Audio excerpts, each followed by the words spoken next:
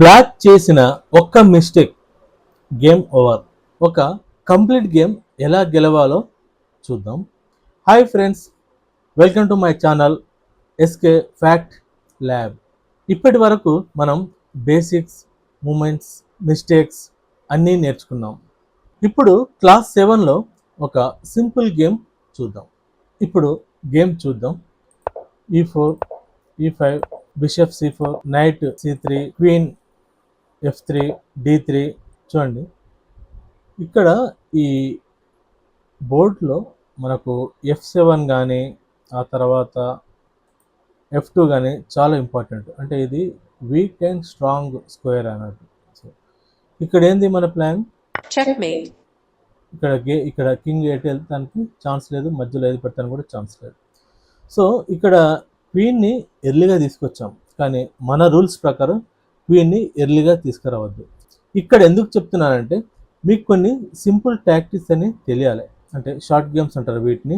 మీ opponent week అయితే మనం ఇలాంటి టాక్టిక్స్ యూజ్ చేయొచ్చు. మీకు తెలిసిపోతుంది మీ అపోనెంట్ వీకా స్ట్రాంగ్గా. అతను మీ లెవెల్లో కానీ మీకు స్ట్రాంగ్ ఉంటే ఖచ్చితంగా మీరు క్వీన్ మాత్రం ఎర్లీగా తీసుకురావద్దు. మన ప్లాన్స్ మనకు ఉన్నాయి కదా. ఇంకో ఎగ్జాంపుల్ చూద్దాం. E4, E5, night F3, night F6.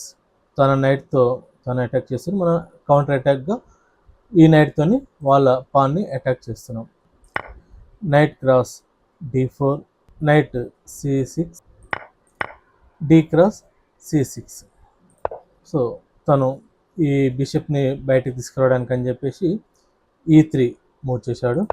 నేను ఇంతకుముందు చెప్పాను కదా, ఇది అంటే మన F2 అండ్ F7 ఈ రెండు అనేది స్క్వేర్స్ చాలా వీక్ ఆర్ స్ట్రాంగ్.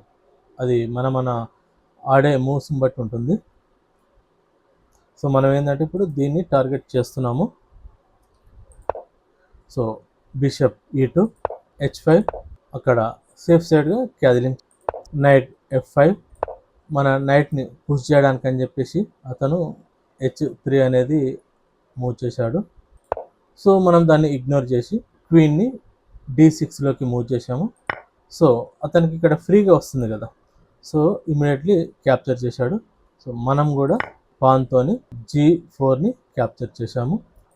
ఇక్కడ ఆల్మోస్ట్ ఎండ్ గేమ్కి వచ్చింది, ఎందుకంటే అతను ప్రొటెక్ట్ చేయలేడు. మనము ఇంతకుముందు ఈ నైట్ని అతనికి ఫ్రీగా ఇవ్వడానికి అదే కారణం.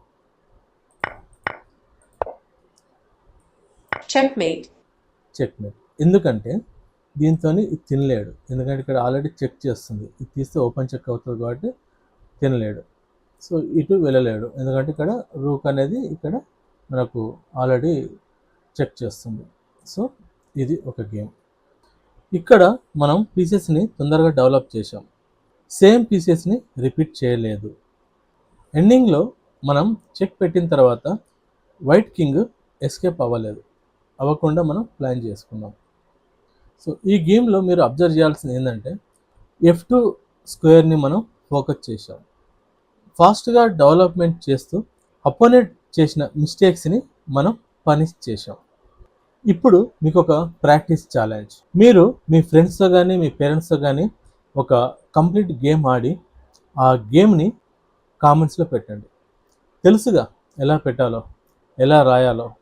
నెక్స్ట్ క్లాస్లో మనం టాక్టిక్స్ గురించి నేర్చుకుందాం.